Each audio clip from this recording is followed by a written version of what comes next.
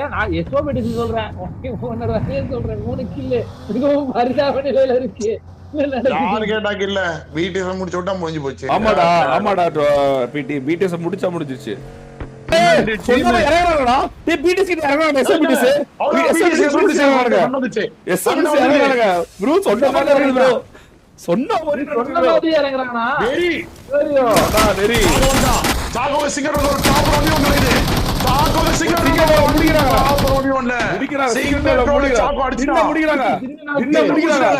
தின்ன முடிச்சாங்க 2 பேர் தான்.